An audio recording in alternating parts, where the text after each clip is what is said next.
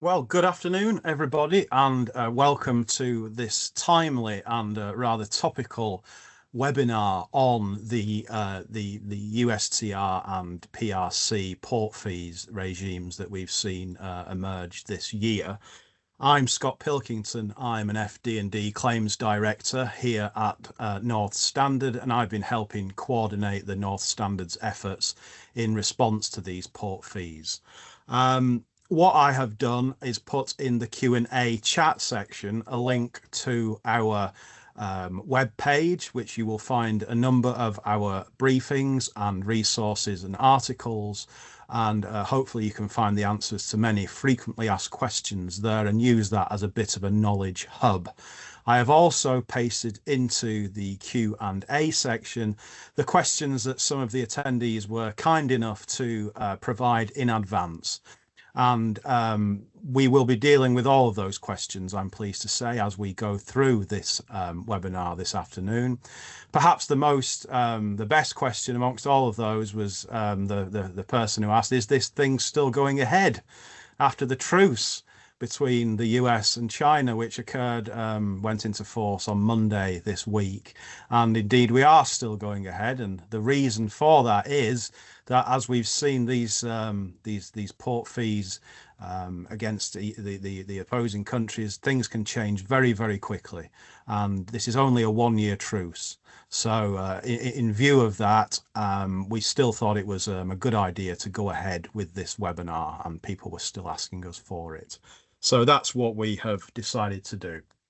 So as people just continue to continue to join us, I can see I'll just introduce my co-speakers today, which I'm very pleased to have them here with me.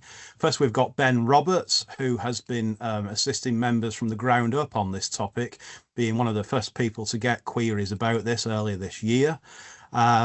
We've also got Junming Lim in our Singapore office, who has been instrumental in helping us deal with the retaliatory countermeasures from China. And he's been helping us liaise with local lawyers over there and agents, and keeping his ear very close to the ground on the Ministry of Transport and Ministry of Commerce announcements.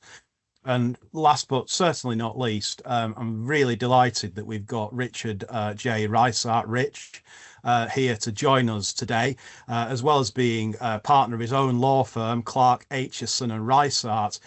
He's also the General Counsel for the Association of Shipbrokers and Agents USA, and he's played a great role in the BIMCO subcommittee drafting the USTR clause that I was also involved in, and he's helped us with a lot of our queries here at the club. So very pleased to have Richard joining us as well for this.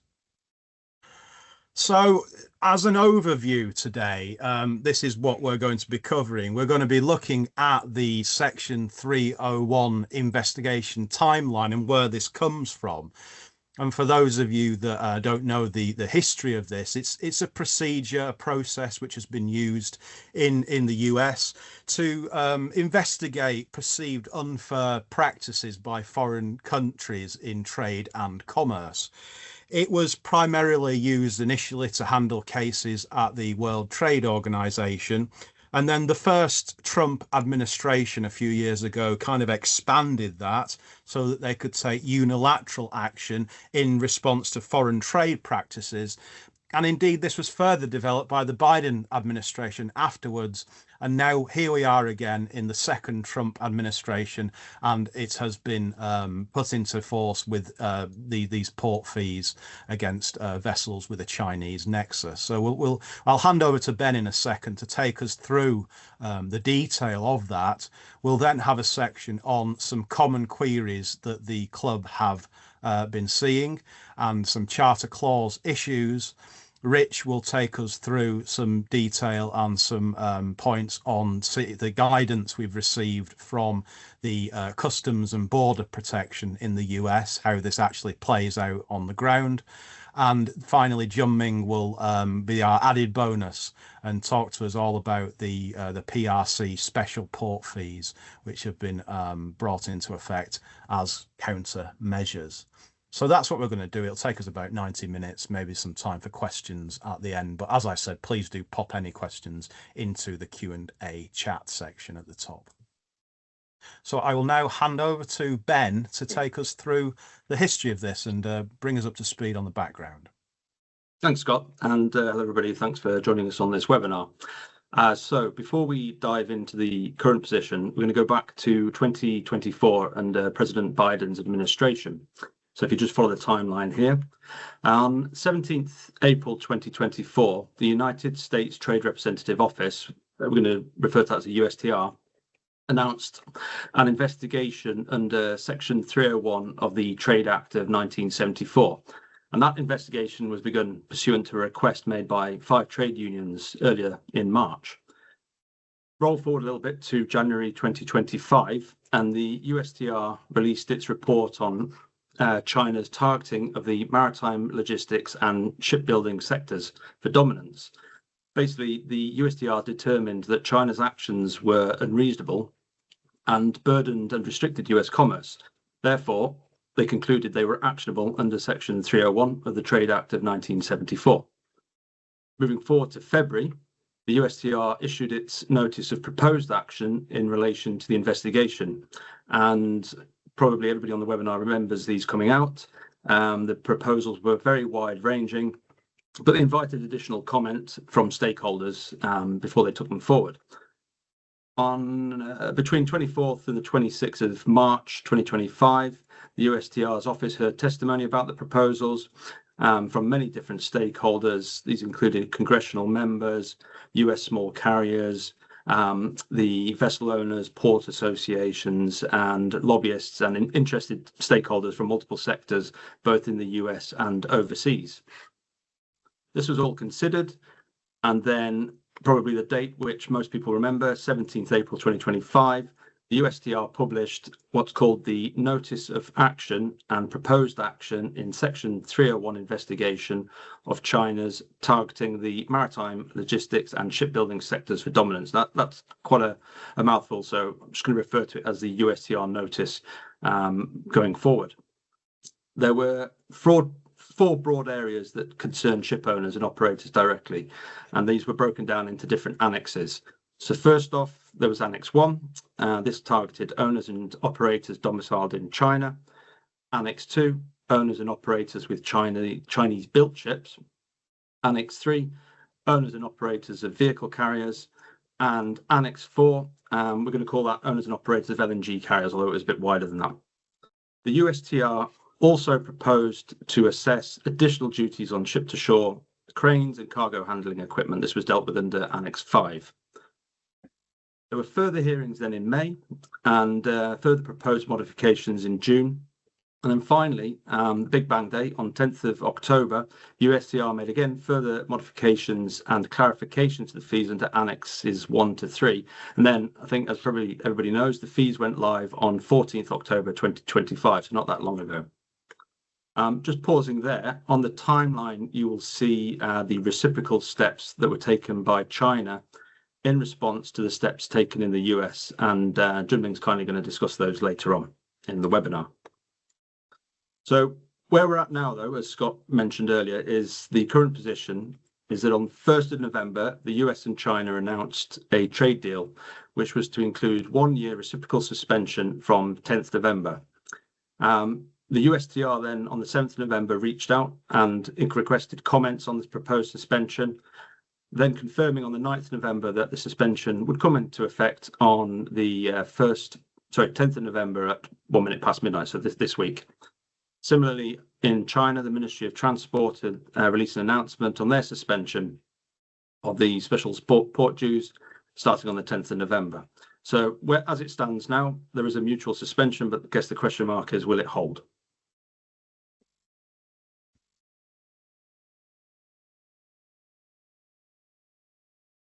So what activities are we going to focus on today?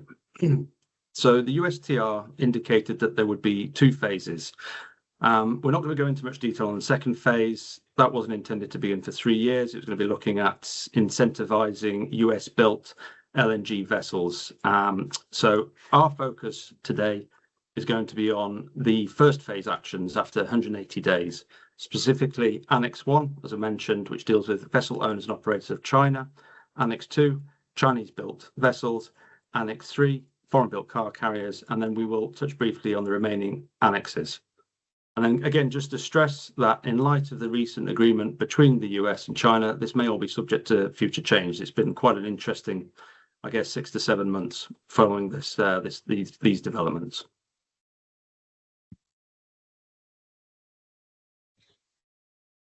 Turning first to Annex 1, which is service fee on Chinese vessel operators and vessel owners of China.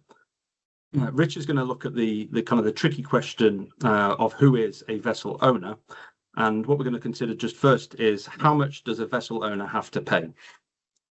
You can see on the slide the calculation of the fee is based on the net tonnage of the vessel per US voyage. So from 14th October, a Chinese owned or operated vessel arriving at a US port had to pay $50 per ton. And it was proposed to increase this amount by $30 per ton per year. So just doing the maths there, the idea was it was going to go up to, on the 17th April 2026, to $80 per ton, 17th April 2027, $110 per ton, per net ton, and then 2028 up to $140 per net ton.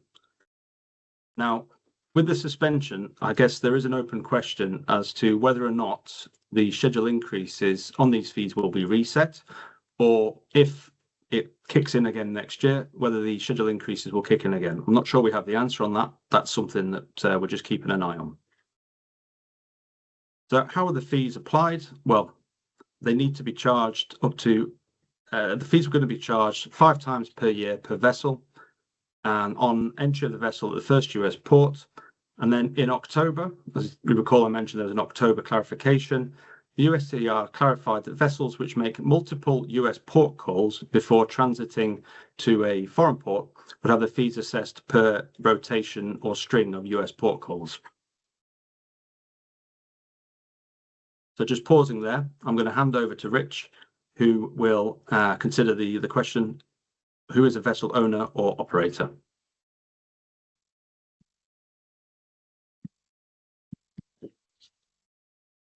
Thank you very much, Ben, and it's a pleasure to be joining everybody today. I really appreciate the opportunity from NorthStandard today.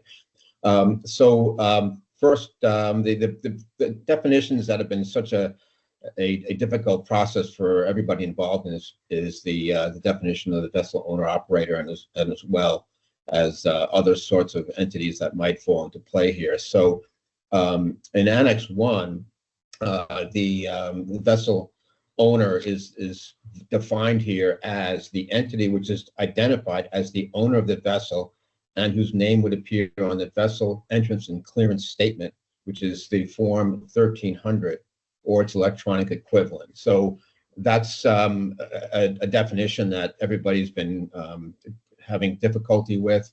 And so the question really here is, what is this vessel entrance and clearance statement? We'll get a picture of the statement on an upcoming slide, but it's essentially a entry document that's filed with CBP electronically, and it's usually done by the agent, and it contains a whole block of information relating to the voyage, the vessel, the owner, operator. So that is how initially the CBP and USTR is going to determine the ownership and operation of the vessel. Now, moving on to the fees on the vessel owner or operator of China continuing. Once the operator is going to be also the same definition as the party who is the owner as well. So the CBP guidance, or I should say the Annex 1 specifies that the operator will also be the operator named on the vessel entrance and clearance statement, otherwise known as the VEX. So essentially, it's the same definition that's used for the vessel owner is going to be used for the vessel operator. So once the vessel owner and operator is identified, then the person who's going to be the operator or owner must go into an assessment as to whether it's going to be a vessel owner or operator of China. And Ben will get into that a little bit more later, but it's obviously the next important step in the process.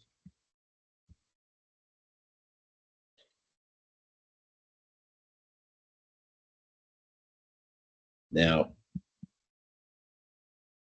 CBP Form 1300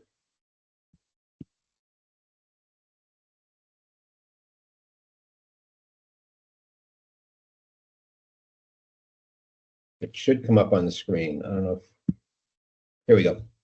Can everybody see the form? So this is the VEX clearance statement that everybody is concerned about and needs to be mindful of. And I'll go through the entire document a little bit, or the main points. You'll see there that there are several blocks. And we have 2 blocks highlighted, blocks 8 and 9, but there's also some important blocks that precede it. The first block that precedes it that's important is the block 5, which is the nationality, name, and vessel type of the vessel. This needs to be filled out by the agent based on information that's getting from the operator. The other block that's obviously the vessel type is very important because that'll dictate whether it falls under one of the annexes in terms of the size and the type of the vessel. So that's an important block for everybody to be aware of. And also note that typically the type of vessel is identified by its international ICST, the International Category of Ship Types. That is a sort of an accepted method of determining the various vessel types by code. Now, on the back of the VEX statement, which you cannot see here, but there's a whole string of definitions with some guidance on how to fill out the form. So the agent will be familiar with that, and will have to go through the vessel information provided by the operator and then proceed to fill out the form. Now, the other important block here that precedes the owner-operator block is block number 6, and that is the build at and year block, and that is important as well because it gives you the build at, and it will also disclose whether or not it's a vessel that's built in China and will be subject to Annex 2. Now, block 8 and 9 are 2 very important blocks. It should be noted that on the definitions that are on the back of the page, only block 9 is identified. Block 8 is not, but we've received some guidance from CBP subsequent to this that block 8, which is the name of the owner, shall be the owner on the certificate of registry. So it's important to make sure those match when the operator is giving the information to the agent. It should be very important to make sure that's consistent. Now, the name of the vessel operator in block 9, a very crucial bit of information that's on the VEX form. The reverse side of the VEX statement provides that the vessel operator shall be the party that's named in the certificate of financial responsibility. So when filling out this operator block 9, make sure that it's the operator that's listed on the COFR document. So questions have arisen here regarding, who is the operator? Well, could it be the technical manager, the commercial manager? It really depends upon the name of the party that's listed on the COFR and that's being presented in this block 9.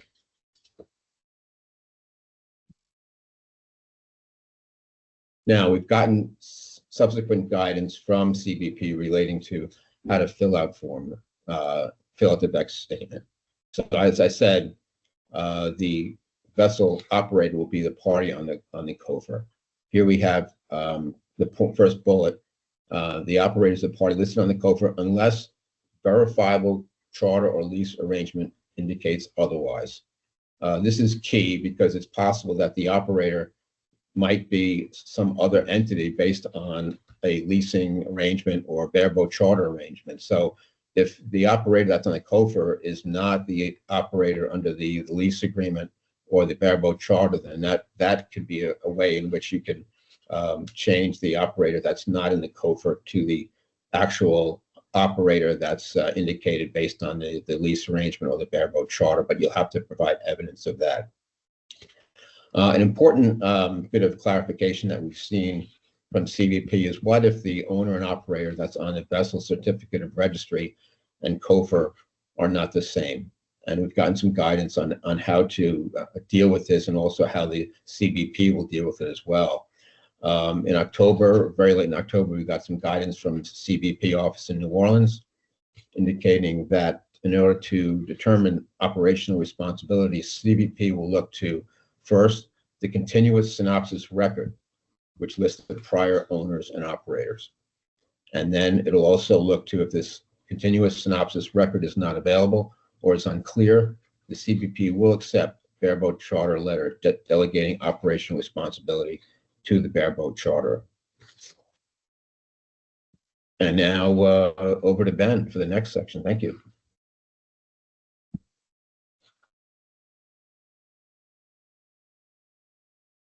Thanks, Rich.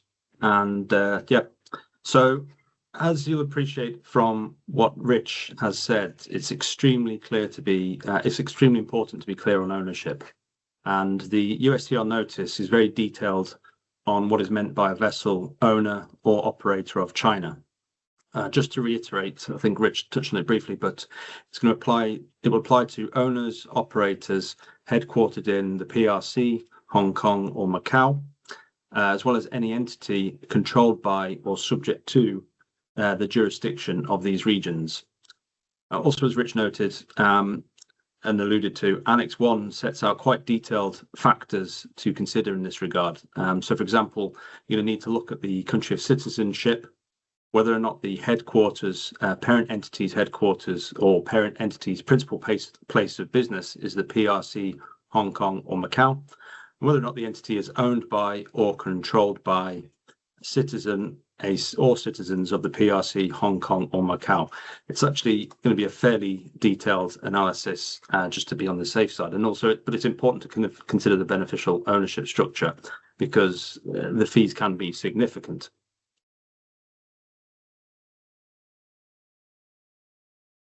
So quite early on, when the USTR notice was first kind of released and we were looking at it, a common question which came up was, what about Chinese sale and leaseback arrangements? So before diving into that, what do we mean by Chinese sale and leaseback? So for the present purposes, what we're talking about are arrangements where the registered owner of the vessel becomes the Chinese leasing company, while the original owner-operator remains in possession and control, for example, under a long-term bareboat charter. So you'll see on the slide there, the original ownership of the vessel transferring across potentially to the Chinese bank, the original owner becoming the bareboat charter, and then time chartering the vessel out, and then the time charter potentially voyage chartering the vessel out. In those circumstances, the leasing company may be shown as owner in some contexts, maybe on the vessel registry or insurance documents, but the operator will remain commercially and operationally in control. So the risk here is that the leasing company itself, the Chinese entity, is viewed as the relevant party for determining liability for the fees. And so it may be that they're determined to be Annex 1 fees as opposed to Annex 2 fees, which we will discuss in a little bit. So this gives rise to potential dispute because the Annex 1 fees are significantly higher than the equivalent Annex 2 fees.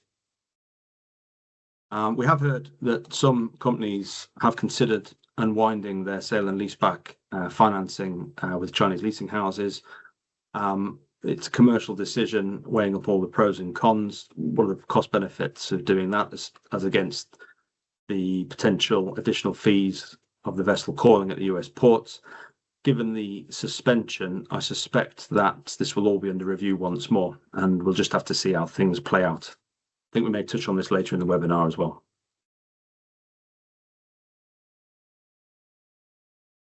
So moving on now, we have looked at Annex 1. This relates to Chinese owned and operated vessels. So we're going to look at Annex 2. And Annex 2 sets service fees on vessel operators of Chinese built vessels. So it's where the vessel has been built, not the ownership of the vessel itself. This fee will be based on the hire of the net tonnage of the vessel or per container.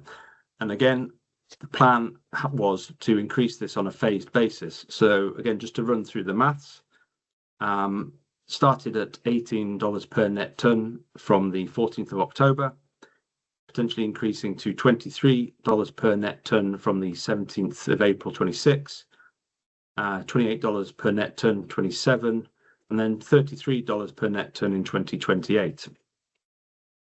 For the containers, we are looking at $120 per container from 2025, increasing potentially to a maximum of $250 per container in 2028.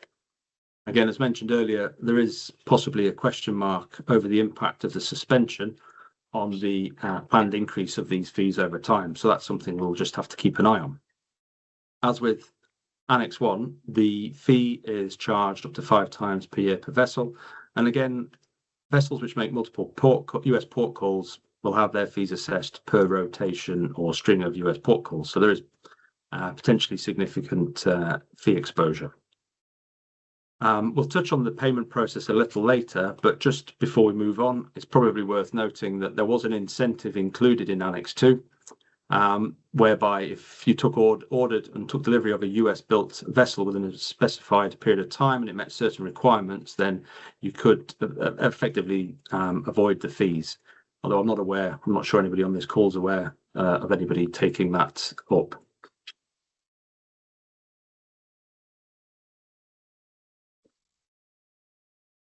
So Annex 2 provides some exemptions for the Chinese built vessels. And in October, the USTR provided some actually helpful clarification on the exemptions.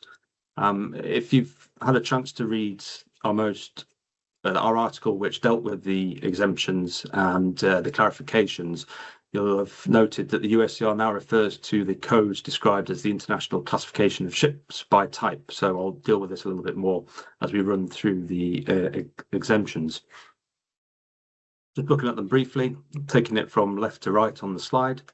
First off, US owned or flagged vessels participating in specific security programs.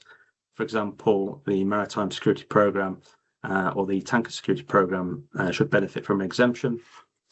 Vessels arriving empty or in ballast, and the USTR clarified in October that this will apply when the vessel does not have any cargo or passengers on board.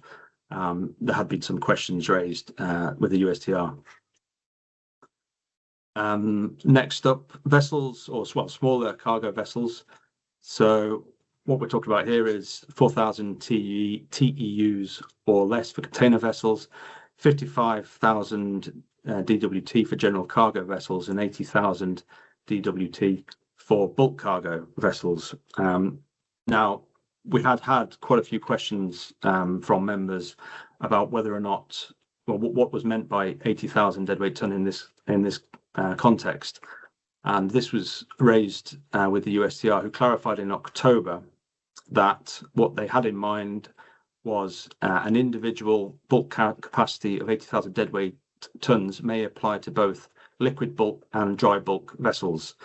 And then they provided a lot of detail by reference to the ICST code. So, for example, code 210 of the bulk oil carrier, code 211 oil bulk oil, 212 oil ore, etc. This was set out in our article, and it's also detailed in the note itself from the USTR. Moving to the fourth exemption. This is for vessels entering a US port in the continental United States from a voyage less than 2,000 nautical miles from a foreign port or point, and this is intended to be based on the distance actually travelled from the furthest foreign port call. The next exemption, certain US-owned companies, providing that the beneficial ownership beneficial ownership requirements have been satisfied. The 2, 3, 4, 5. The next exemption, special purpose built vessels for the transport of chemical substances in bulk liquid forms rather. And the final exemption, certain vessels calling at ports on the US Great Lakes, the so-called Laker vessels. Just worth noting that in October, the USTR opened consultation on proposed Annex 2 modifications. And just as an example, one of these related to removing the Annex 2 service fee exemption for vessels identified as Lakers. So we'll have to watch this space, how that plays out now we have the suspension.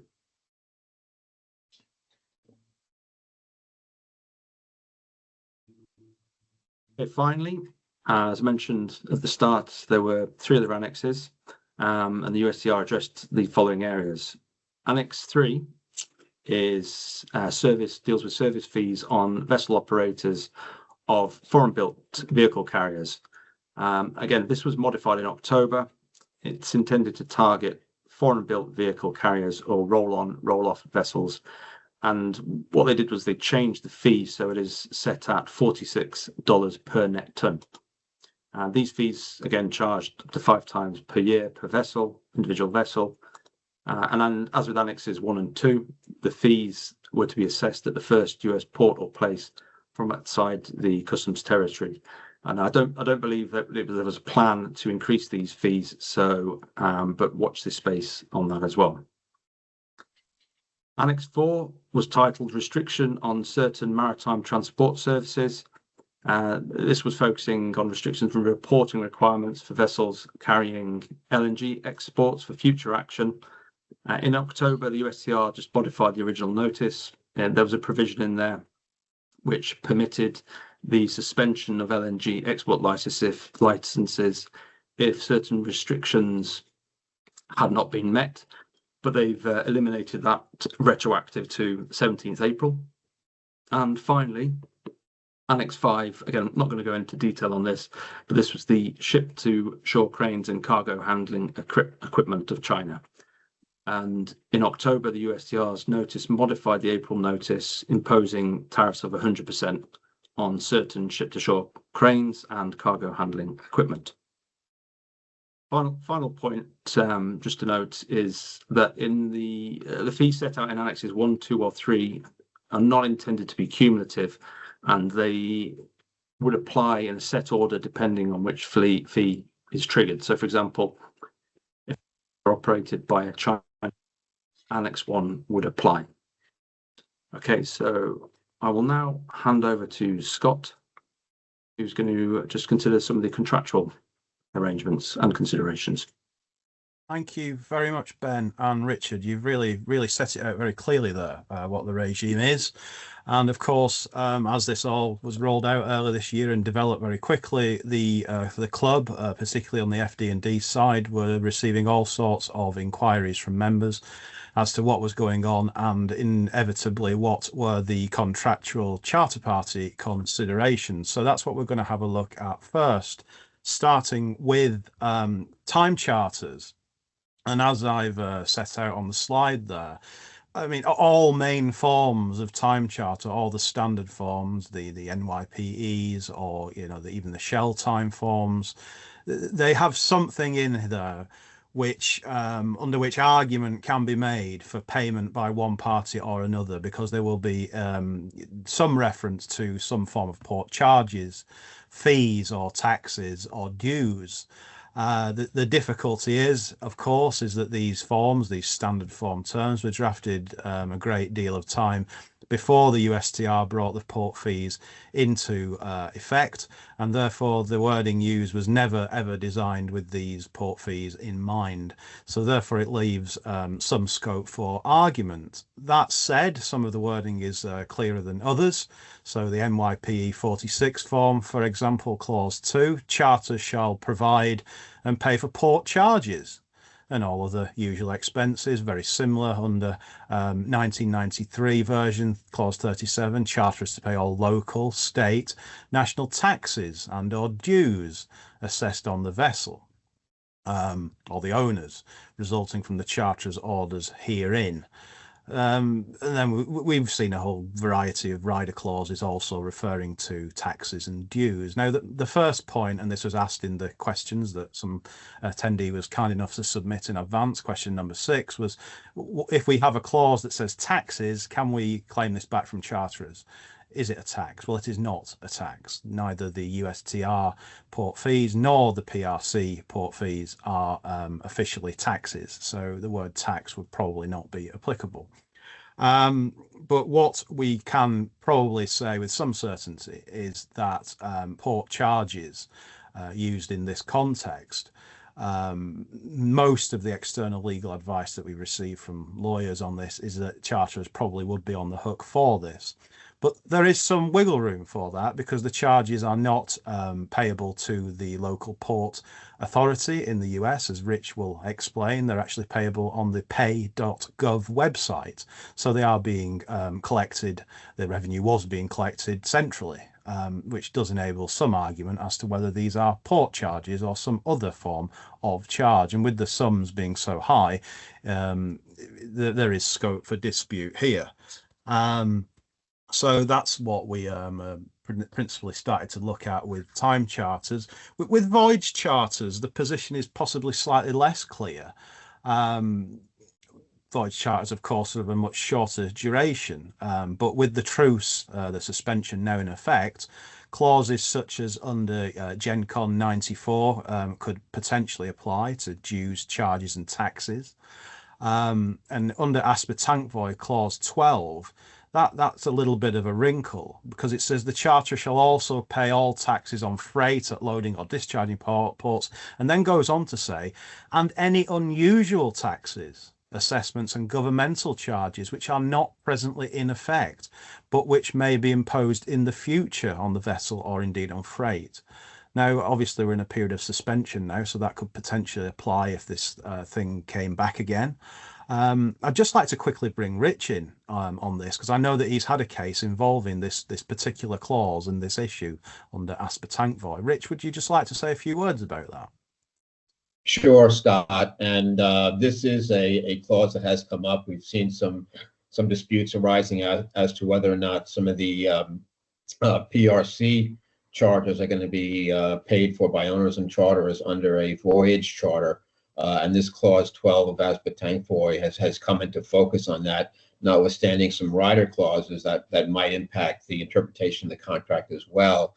And it's important to note that even though this it's a voyage charter situation, it could be a longer term contract, such as a COA or some sort of multiple voyage charter arrangement, whereby even though it's a voyage charter, it's important to note that it could extend somewhat further into the future for several voyages.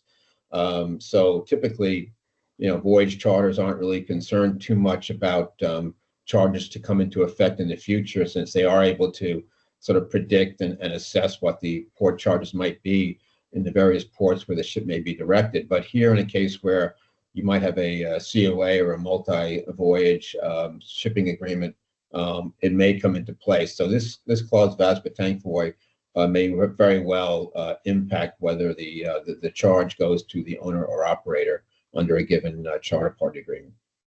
Thanks, Rich. So the main query we were getting originally from members was if we have these standard terms but no bespoke clause specifically about the USTR port fees, who pays?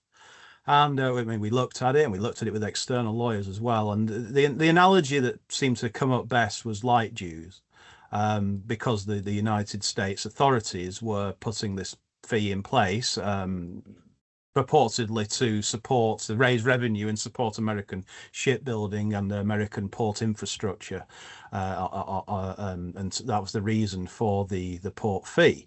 So that kind of enabled the argument to be made that it was similar to light dues, which would be a port charge usually payable for charterers' accounts. We can't really make that argument for the PRC port fees because they were retaliatory in nature, so that's a slight difference there. The ultimate point is, although there are arguments that can be made under these standard form terms, unless you have a bespoke clause in your charter party, you really are going to open yourself up to disputes. So including a specific clause in the charter, we think would be prudent in most cases. And that brings us nicely on to the second main contractual consideration that we're going to cover now, which is the BIMCO USTR clause for time charter parties 2025. And both Rich and I were fortunate enough to be involved on the drafting subcommittee with BIMCO for that. The background to this was in April earlier this year, there were multiple bespoke charter party clauses starting to appear in the market. The NorthStandard drafted their own and helped members with that, but we saw maybe 15 or 20 even different versions of clauses all trying to achieve the same thing. And in most cases, they were mainly pro-owner, making charterers completely liable for that. And there was a need felt amongst the industry to have some standard wording, which was a little bit more balanced than these very one-sided clauses just saying charterers pay. So the BIMCO subcommittee was formed in May earlier this year, and it was done on a very urgent, expedited procedure.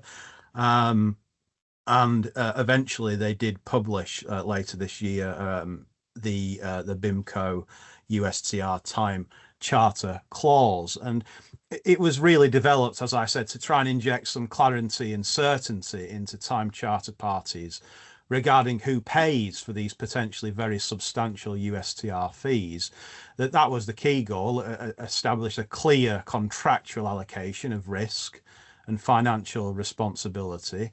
It was intended to be incorporated into new and existing time charters by way of an annex.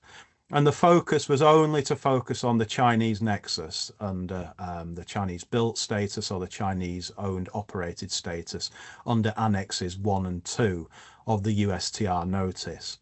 I can also mention now that BIMCO is currently in the process of getting approved a PRC port charges clause, which again Rich and I were involved with on the subcommittee.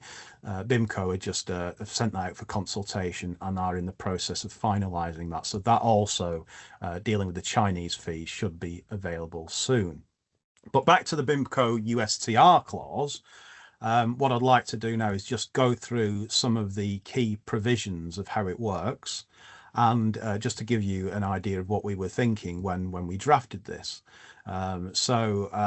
Key provision 1, it's not entirely one-sided. The obligation is on owners to make disclosure and representations.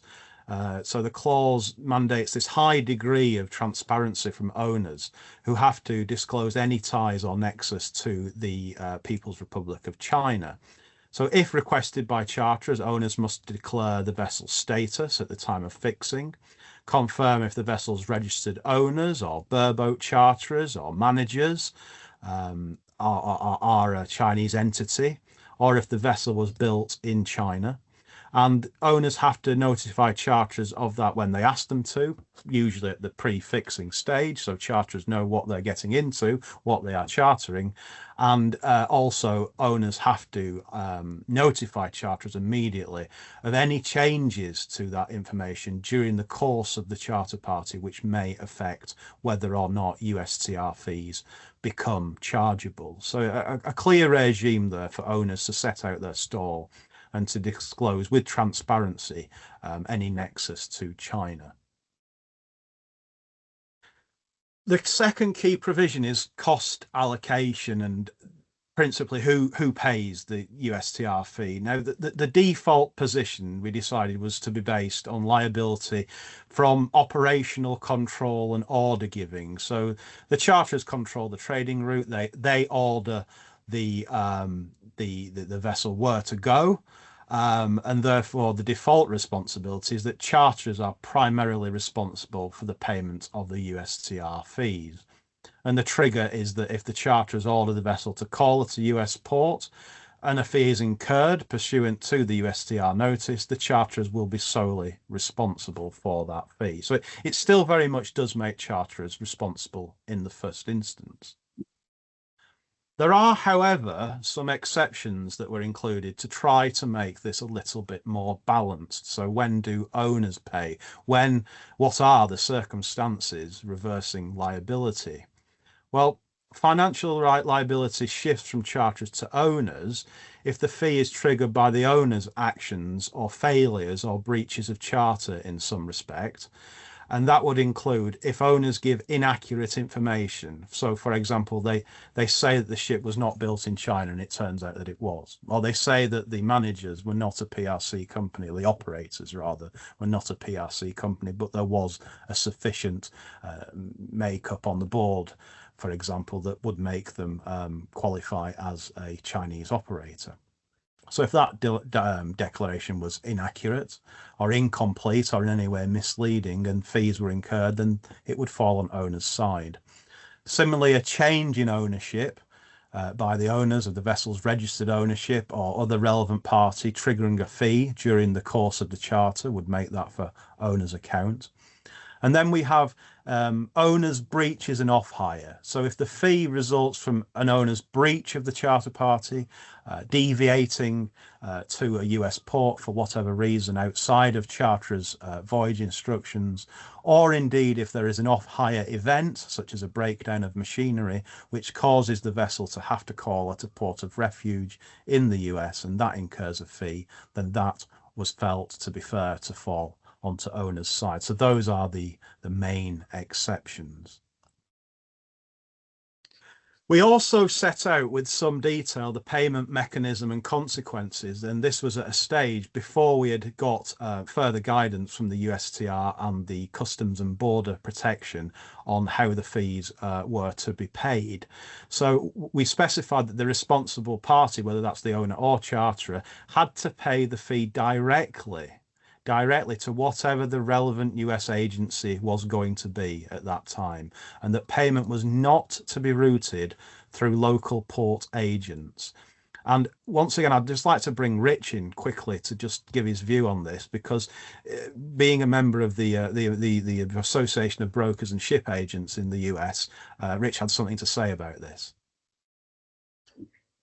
Oh, thanks, Scott. Yeah, so as you can imagine, a lot of our members, the ASBA members, the agents here in the United States, were very concerned about this provision relating to the payment of these potentially very, very large fees. Now, the ship agents here in the United States are used to handling smaller amounts of fees relating to pilotage charges, various support services for the vessel, perhaps some transportation to doctors ashore and things like that. This is something that the agents typically will provide what they call a port disbursement account to the owner or operator that will basically give them a sense as to what the expected port charges and fees will be, and the agent requests those fees and payments in advance. The problem here is that once this whole process started to unfold and it became clear that there'd be huge sums that the operators or owners might be responsible to pay, then the agents became very concerned that the sort of ongoing practice would continue with respect to these fees, and it became a very, very concerning issue for agents because of the exposure that they might face if they have multiple ships that are Chinese owned or operator or Chinese built that they're handling.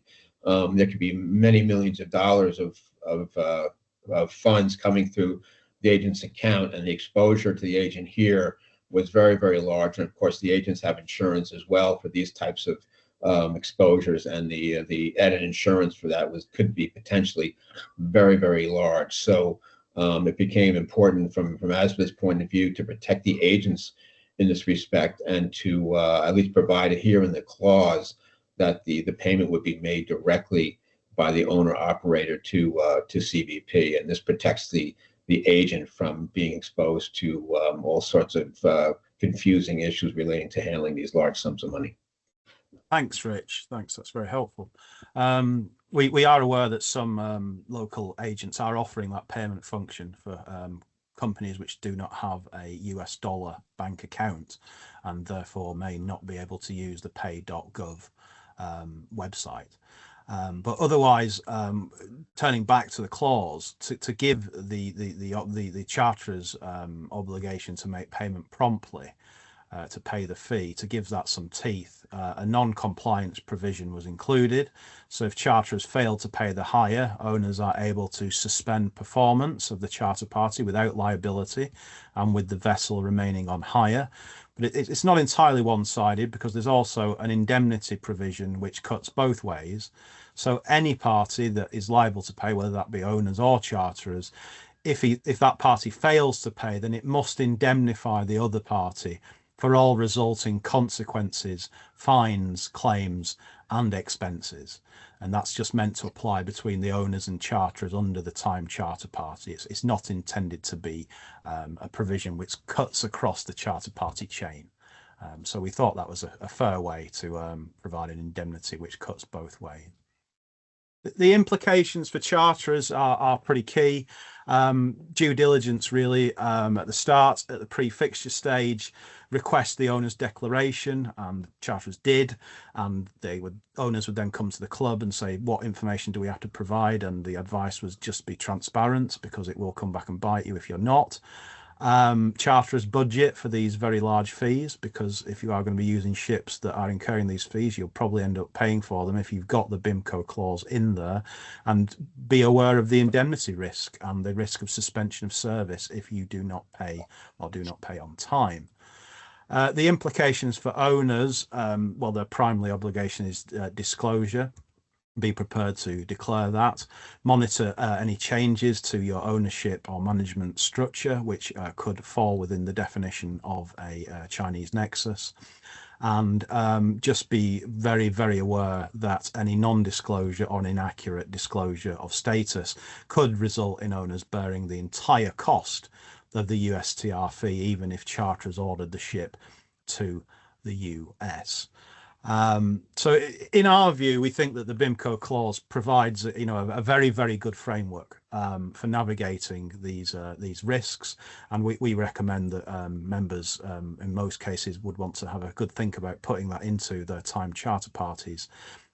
However, if cargo is king in your pre-fixture negotiations and charterers have the upper hand, a very different charter-friendly clause would be needed if it was agreed that owners were to be responsible for the service fees, and the club have assisted members with draft clauses for this that have been based on the BIMCO wording.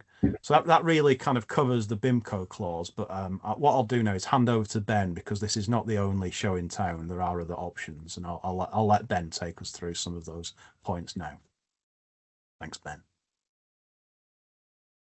Thanks, Scott. Well, without wishing to repeat too much what Scott's just said, I think it's just worth reiterating that we did receive many inquiries about the impact of the USTR's actions, and members asking for contractual solutions and clauses, and there was quite a scramble at the time. And so, again, just to reiterate that it's important for the parties to consider whether they need a clause in their CP, and if they do, to ensure that they have addressed the fees contractually. This would provide more certainty and hopefully avoid disputes further down the line. And we did see a lot of bespoke clauses. Some were better than others. Some left gaps. Some were quite onerous, whether on the owners or the charterers. And so I think on balance, I would agree with what Scott says, that the BIMCO USTR clause is a good balance clause to be used. The subcommittee, I think Scott mentioned he was on the subcommittee, but if anybody on the webinar wants to have a look at the other participants, including Rich and Scott, they're all on the BIMCO website. I'll drop a link into the chat, mainly just to emphasise and drive home that it can comprise representatives from all areas of industries with an excellent understanding of the issues, to make sure that the clause, as insofar as possible, kind of mirror the language and definitions in the USTR notice itself, and just as insofar as possible, reduce down scope for ambiguity and disputes. So I suppose the other thing to add in terms of being a BIMCO clause, an industry drafted clause, it may be more acceptable than fixtures, although I guess people on the call on the webinar may have views on that. Just looking at other options, though, really, moving on. BIMCO USTR clause isn't the only industry clause on the shelf, as they say. And again, I anticipate that people on this webinar may have seen the suite of intertanko clauses, which were released fairly promptly at the start of the year, when it became clear that the USTR action may have significant impact. I think we now tend to see intertanko's amended clause being used in CPs. That's the liability for US-Chinese nexus fees clause, and that can be used in either time or voyage charters. It's a bit shorter than the BIMCO clause, drafted in a more generic way. Might be more easy to slip into rider clauses, I don't know. I think ultimately, though, again, just the takeaway that we'd just like everybody to kind of, if there's one thing you take away from this section, is that it's much better to ensure that the CP deals with the fees, whichever option you decide to go with. So it's just a short commentary on that. We'll just move forward. Rich is going to now take us through CBP guidance and implementation. Thanks, Rich. Thank you very much, Ben. And this is really where the rubber meets the road, as we say, in terms of the practical elements of compliance with the USTR and the CBP regulations that went along with it. And just sort of as a preliminary, ASBA, of course, was very active in this process. The agents are really the ones at the front lines in terms of helping the operator fill out the documents, in many cases actually filing the documents. So the VCS, VECS, the VEX document is a key document in the whole process, which is typically information provided by the owner operator to the agent, but the agent fills it out. And of course, the payment issue, as I mentioned before, was very critical to the agents. So the Association of Shipbrokers and Agents really took a lead role in terms of trying to define and to really bring attention to the practical elements of how you comply and actually how you go through the whole disclosure process and then the actual payment of the fees via pay.gov. So here we have a slide that basically describes some of the guidance that the parties involved in these situations have received. And it wasn't until early October, only about 10 days after the implementation started, that CBP issued a guidance document through the Cargo Systems Messaging Service, the CSMS. And that guidance document contained some, but not all, answers to the questions that ASBA and many other interested parties have put to CBP. But one thing made clear is that the operator is going to be responsible for the payment of the assessment of whether a fee is payable, at the amount of the fee, and then actually paying the fee. So it's an operator responsibility. The CBP is not going to help the operator fill out the forms, and not going to help the operator calculate the fees. But as you'll see on the payment form that's been set up on pay.gov, there is some guidance with respect to how the fees are calculated. It should be noted here that the fees must be paid on or before entry of the vessel in the U.S. So you can imagine it's very, very important to give at least 3 days before the vessel arrives in order to get all the paperwork done and to make the payment through pay.gov. Also, the guidance document indicated that LNG carriers are exempt from the all annexes 1, 2, and 3, and that the payment and compliance obligations apply to owners, operators, and charterers. Now here's the final point here on the slide. The operators are required to declare the details of the applicable fees through the CBP's VEX system. So again, that is the key document here. Now note that VEX does not actually arrange for payment itself. So there, I'll get to that in a second. That payment is actually done through a whole different portal on the pay.gov site. So as far as the operator responsibility, the burden of compliance is on the operator and not CBP, as I just mentioned. The vessel operator is solely responsible for determining the fee. The operator is responsible for accurate calculations, and finally payment. The operator must retain payment receipts, because this is really important, because it's possible that, and I'll indicate this in a moment, that the VEX system does not timely communicate the payment to CBP. So if the vessel's sitting there waiting to go in and CBP has not been notified through VEX that the payment has been made, then you'll have to provide proof of the payment. And that's usually done by way of a confirming email that the filer or the payer of the fee will get from CBP. So CBP's primary role is verification of payment prior to granting clearance.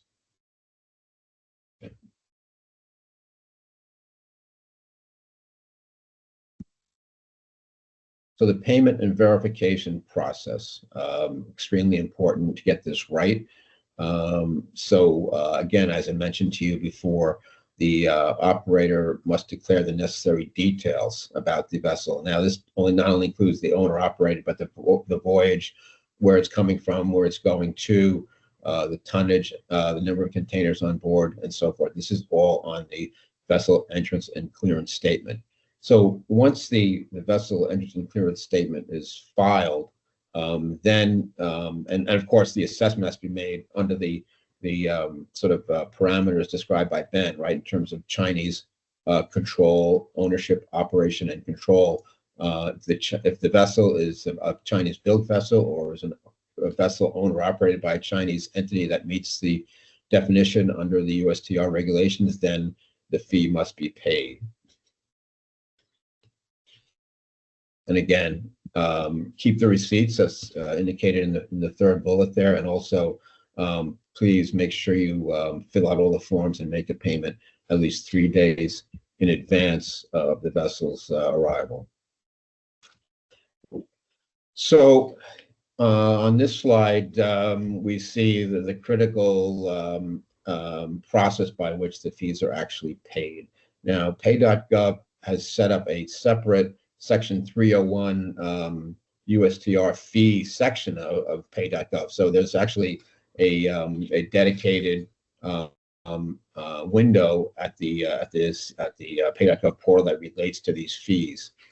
And if you can see the slide there, the Section 301 section of pay.gov describes all of the information that has to be submitted in order to pay the fee. So you have the vessel name, the arrival port, the estimated arrival date, the IMO number, voyage number, vessel operator name. As we mentioned before, this should be the operator that's named on the COFR. The vessel operator's tax ID, CBP number. Now, we'll get to this in a moment, but this has become an issue that still surprisingly has not been resolved by CBP with respect to filling out this particular block. We haven't had any incidents that I'm aware of in the initial rollout where this issue has come up, where a vessel has been not denied entry because the tax ID was not there, because of course you could have a foreign vessel owner or operator that doesn't have a tax ID or a CBP number. So that's something that should have been clarified, but we haven't seen any problems relating to that. The payor name, of course, is the owner operator should be filling out this information, and the form of payment of the how the payment's going to be made.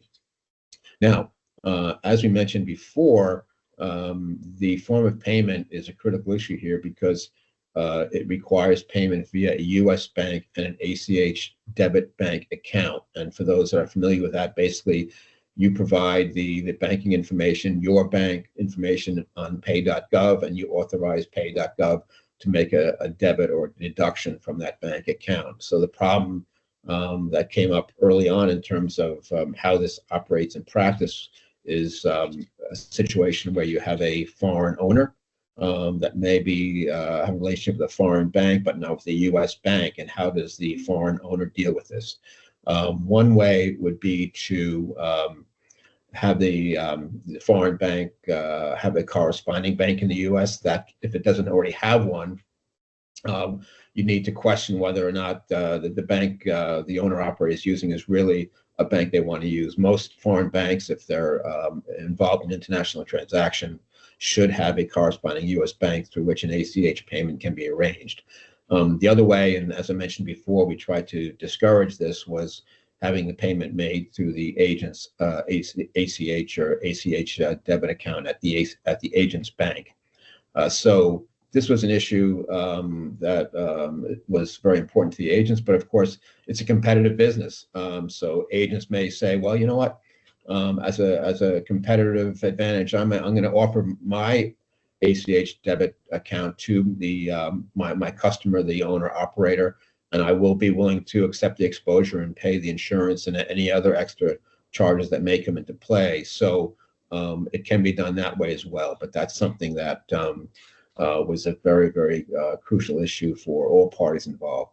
Now, on the right of the form here, you'll see that when you actually enter the pay.gov form, the Section 301 section, you'll see that there are various menus there in terms of the Annex 1, 2, and 3 fees. So those all provide blocks where the filer, which could be the operator or it could be the agent on behalf of the operator, fills out whether the Annex 1, 2, or 3 fees are applicable, and then it provides the tonnage that's involved. And then once you've sort of selected 1, 2, or 3 and the tonnage of the vessel, then, or the type of the vessel for Annex 2, then it'll sort of pre-calculate the fee based on the inputs that have been provided there.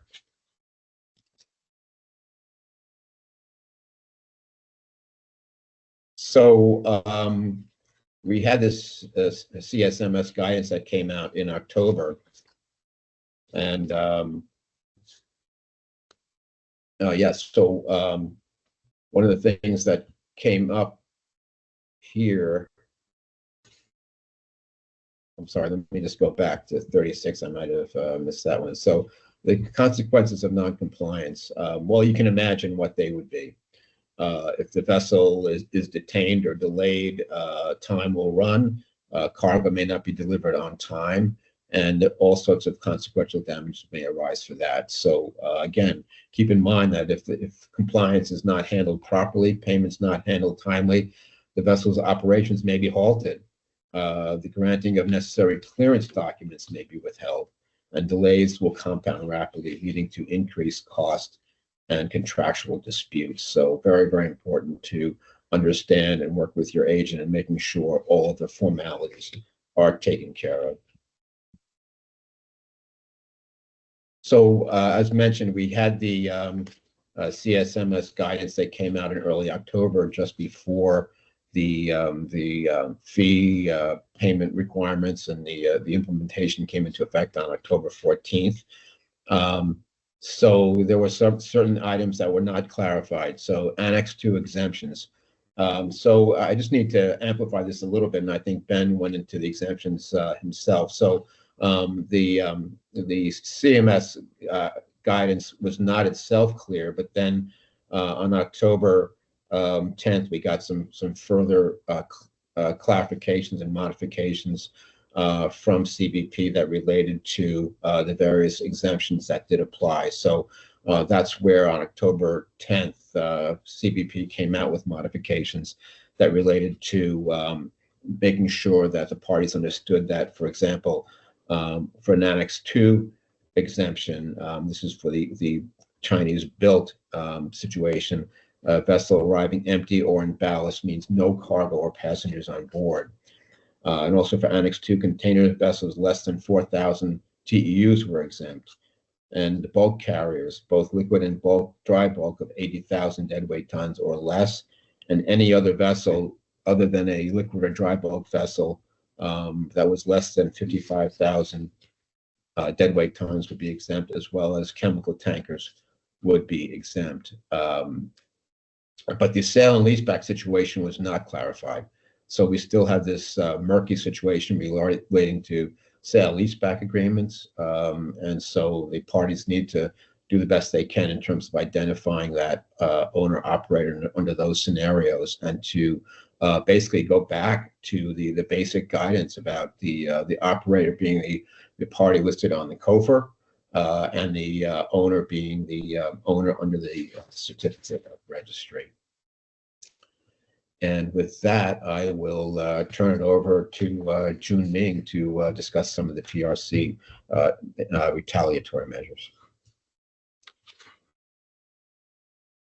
Thanks, Richard. A very good morning, good afternoon, and good evening to everyone. Just navigate the slides forward. I'll just use the remainder of the time to Q&A to talk about the PRC countermeasures that were introduced in October. Just by way of very brief background, I'm based in NorthStandard Singapore office. I myself am not a Chinese lawyer. I qualified as a Singapore lawyer, but the club have close connections with local correspondents, Chinese lawyers, and local MSAs at various Chinese ports. So what we'll be talking about in the next few slides is actually based on very detailed conversations we've had with our partners based in China. I think I'll just start with a bit of the background to the PRC special port fees. As Ben has mentioned, the USTR fees were introduced back in April 2025. In comparison, the PRC port fees had a much shorter runway.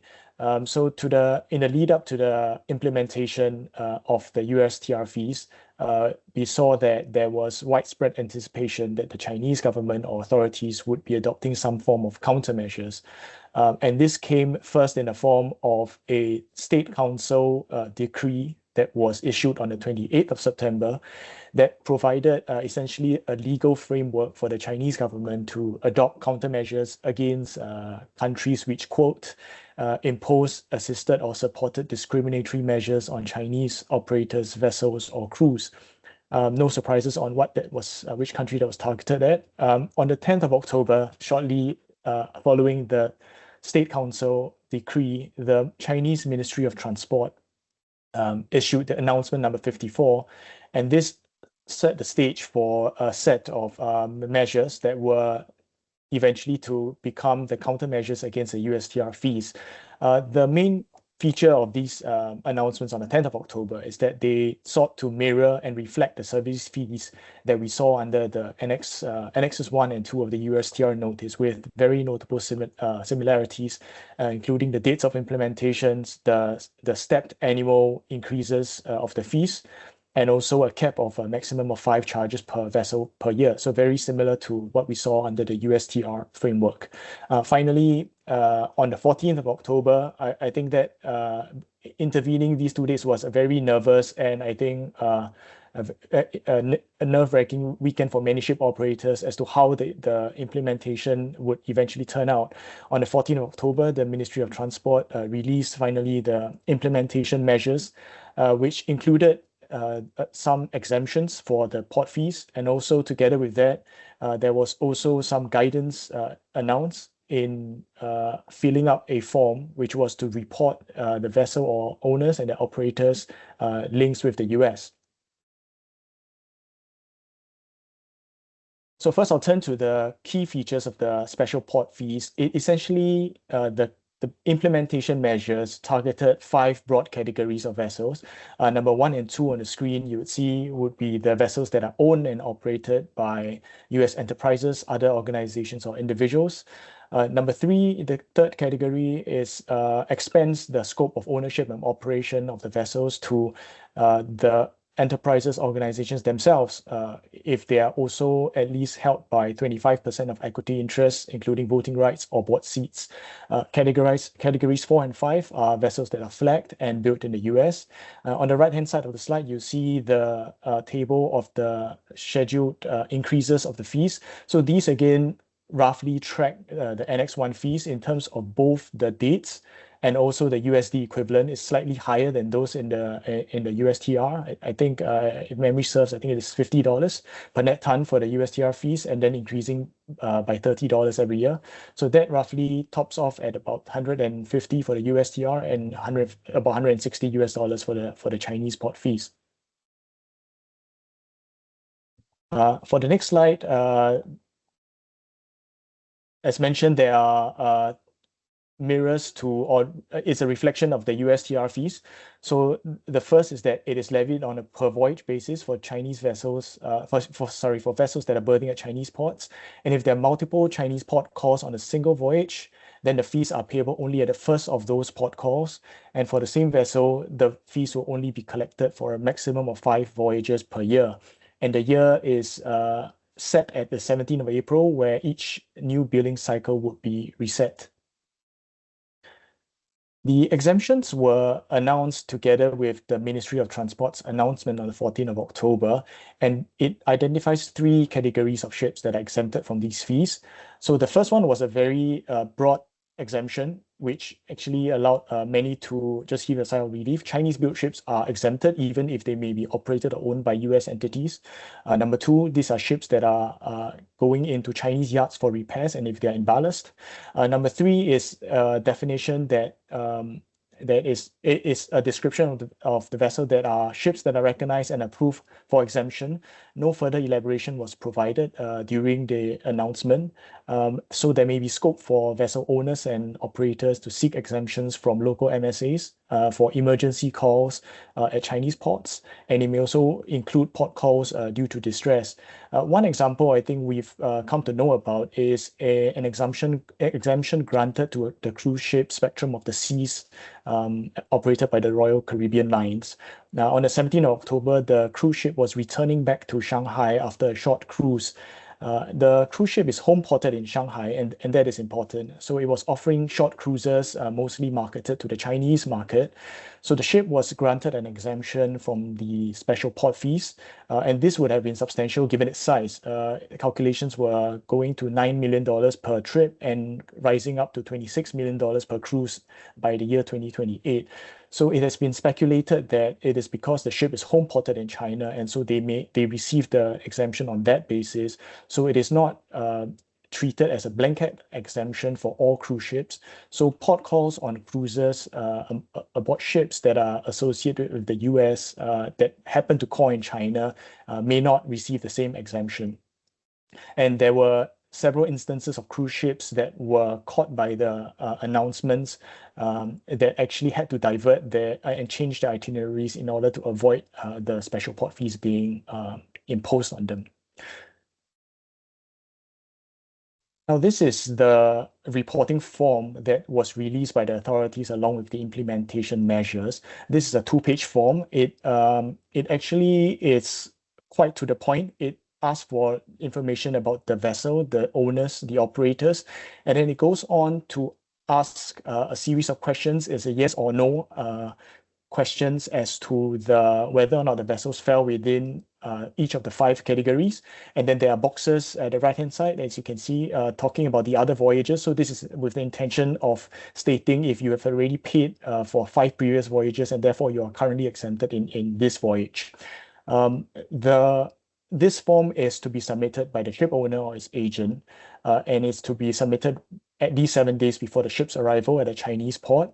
If the voyage before arrival at a Chinese port is shorter than 7 days, then the submission is to be made before the ship sails from the previous port. We will come to quite a peculiar point about this form shortly. I'll just talk a bit about the common queries that have been raised and we've seen in the club. The first one, I think, is the million-dollar question: what is an operator under the implementation measures?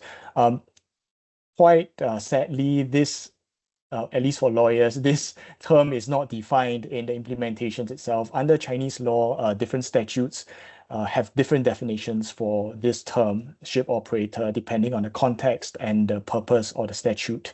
But what has been widely speculated is that because the implementation measures require submission of information concerning owners, operators, and leasing arrangements, that this actually may not include charterers, time charterers, or voyage charterers solely by virtue of there being charterers in the charter chain. So what has been thought or what we have been advised is that some parties have filled in the box of ship operator with details of the company that is recorded as the operator in the DOC document.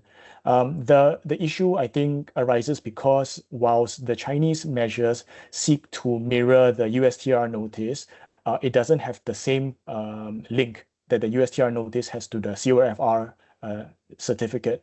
In the Chinese procedures for port entry, there is no declaration or no equivalent certificate, and that's why we are sort of left hanging without an official definition of what an operator is. The other angle to this is that it is expected that this special port fees regime will be largely policy driven rather than relying on technical and legal definitions of the terms. So it is probably also a way that the authorities have decided to leave things vague and to allow themselves to exercise discretion on a case-by-case basis. The second query that we've seen quite a lot is whether or not, when we talk about the ultimate beneficial ownership, 25% equity, voting rights, and board seats, whether this relates to an entity with cumulative or aggregate values of these voting rights and board seats. And we've also seen in the news where people scrambled to readjust the composition of the board or to dispose of their shareholdings in order to fit within or not fall within this category. This, I think we've also seen some articles talking about whether or not for public companies, especially those, or particularly those that are listed on New York Stock Exchange, it is ever possible to find out who your true shareholders are or the true ultimate beneficial owners are. So some Chinese lawyers we've spoken to says that there might be a clue in the reporting form, and I put it up on the screen here. Because the English translation of this question as to whether or not the vessel is owned by or controlled by or operated by has a singular term, an entity with 25% or more.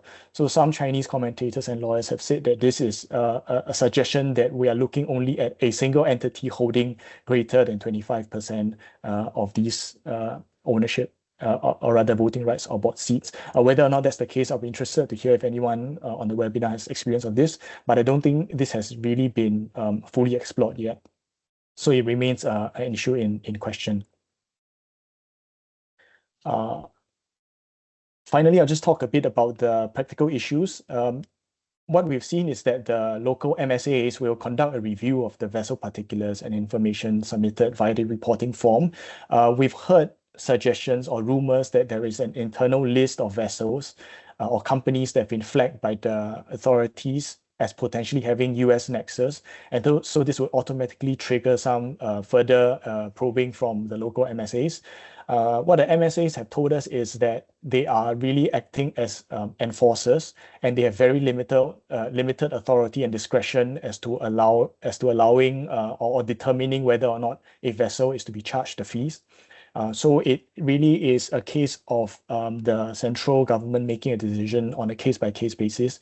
And currently, there's no guidance on what specific information and documents are required. So the general guidance given to ship owners and operators is to just get all the information and documents ready before the port call in case questions are asked. There have also been no appeal or relief mechanism that have been announced. So that much is also unclear. With that, I will hand over back to Scott for the conclusion. Thank you very much, Junming, and thank you for staying awake. I know it's extremely late where you are, and you're a very good sport for that. Thank you. So just to conclude, we're a month on there or thereabouts from when the fees were imposed, and we've since had a lot of confusion and a little clarification and an eventual truce. So just before we sweep up the questions that people have posted in the chats, most of which I think we actually have dealt with, I just thought it'd be helpful to get from each of our speakers, what have we learned in this last month? And perhaps we'll start with Ben on what's your key point, Ben, that you think people need to take away from this? I think certainly from the club's perspective, I feel like we reacted rapidly and we were there really to support our members when there was a lot of, for want of a better phrase, chaos when these were introduced. And so I think what really helped in that regard was the collaboration both within the club but also with the membership. I think we got a lot of information. The members were very kind of sharing information, which really helped in terms of the wider membership, in terms of ensuring that everybody was getting up to speed as quickly as possible in what was kind of a very developing and probably quite concerning development in the sense that the potential fees were, well, and are significant. So I think I was it was exciting in some ways, but also I was quite pleased to see how everybody worked together to try and get some solutions sorted. So I think that's my main takeaway. Scott. Thank you very much, Ben. Junming, I think you had a point about whether you have to still fill the reporting form in, but you may have some other comments as well. Yeah, I think the key point or the key takeaway from this episode, or rather this season of changes, is that we have to remain nimble and adapt to changes in a very, I think, volatile world. On a point about continuing to fill in the reporting form, what we've heard is that even though there's been a suspension that's been announced by the Chinese authorities, some local MSAs have taken a very cautious approach and say that there's been no suspension of the requirement to fill in the reporting form. So some vessels have been asked to continue to fill in the form. So whether or not that practice will continue, we shall only see. And so that brings back to the point about staying nimble and being adaptable. Thank you very much. The wise words. And to have the final word, Rich, what would your take on this be? Yeah, I think the take I get, and from the experience we've had in the 3 weeks that the USTR measures were in effect, was that industry prepared for this outcome in terms of what to do and what to expect. We haven't really seen any incidents that I'm aware of here in the US where ships have been detained indefinitely or for a period of time, even due to some failure of compliance. So it appears that to the extent ships came in that were subject to the fees, those were properly handled in terms of all the paperwork that I've gone through already, and that owners and operators prepared for this event by either rerouting ships or perhaps changing some of the corporate structures and things like that. So that's one of my big takeaways from the experience that we've had. The other thing is that I think being proactive has been very, very beneficial. And now you may not always get the answers you want from government sources, particularly CBP, but establishing relationships with individuals there is very, very key. ASBA has been extremely fortunate in order to have these government contacts and getting some information to the extent that we can. And going forward, I would say for all the owners, operators, agents out there, keep up to date. Don't assume the best case basis that all these issues we had here will all be sort of subsumed or taken up in some broader agreement that comes into effect a year from now. Basically, I would say expect it to be reinstated, and if it's not, you'll be in good shape. And also keep informed. There's a couple of good ways to do it. The best way that I've seen is to make sure you register for regular updates on the USTR website. There's a section there on the website where you can request immediate notifications of any USTR activities. So that's something that I would encourage people to sign up for. You'll be getting stuff that may not be relevant, but you will know when something new comes out. You'll be able to respond or adapt to it. The other thing is to keep informed is the USTR docket, which contains all of the various orders and notifications that have been issued by USTR, so in one sort of compact place. So you can go to that. You can also see all the comments that were made during the course of the process. ASBA made several comments along the way, so we've seen that as well. You can actually go to the site and see all the comments that parties have made. One comment that was made by one of the U.S. Shipping Association was a request that the fees that were paid in the first 3 weeks of the implementation process be refunded. But we haven't seen anything from USTR on that, but that could get a little confusing if money starts coming the other way, but I wouldn't hold your breath for that. And the other final note that I would say would be take advantage of informational organizations that are out there. And of course, I'm referring to the P&I clubs, BIMCO, Intertanko, ASBA, of course. These organizations and associations are all trying to keep on top and in front of all the things coming out. So take advantage of those services offered to you, and you'll be in the best position to adapt to changing times. Thank you. Thank you so much, Rich. And I fully reiterate that and once again draw your attention to the NorthStandard's US-China port fees webpage, where you'll find all of our briefings, links to all of the USTR notices, documents, and links to the BIMCO clause and intertanko clauses. Everything that you should need is there. We've just reached 90 minutes, but I am conscious that we have got a question in the chat. I think we may have answered it, but I will read it out and let's see if Rich and Ben or Junming can throw a bit of light onto it. Exemptions for China-built ship operators. Can you clarify the 80k DWT dry bulker? Does it mean if a dry bulker 80k DWT or less is arriving, loaded with cargo, is exempted from this charge? And does it also exempt a high DWT China-built ship who happen to use a lower DWT for a second load line of the vessel?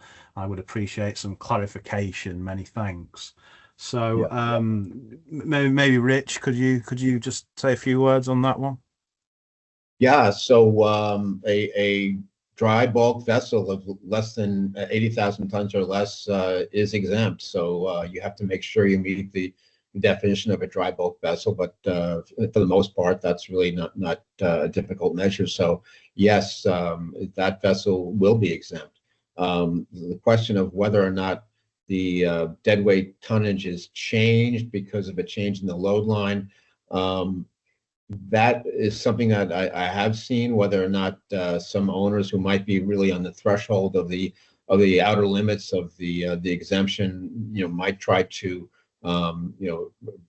sort of play. I wouldn't say play with those, but sort of adjust the low lines that would affect the deadweight tonnage.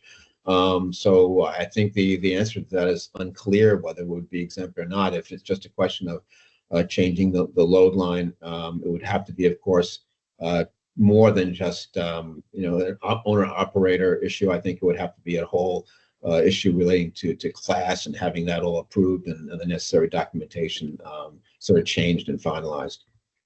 Thank you, Rich. That's very helpful. As you also said earlier, the parties can also send queries directly to the CBP. There is an email address in one of our briefings for that. So please, members and colleagues, please continue to ask questions after this webinar. We're here to help. We've put as much information as we can on the webpage, and we're here to deal with any queries. So it's been a pleasure giving this webinar. I'd like to thank Ben, Junming, and especially Rich for joining us, and also Lacey for her invaluable help in setting this up and helping with the slides and everything. So we're pretty much bang on 90 minutes there. We've done it in time. We hope it's been helpful, and we hope to see you again. So thank you very much, and enjoy the rest of your days and evenings. Thank you.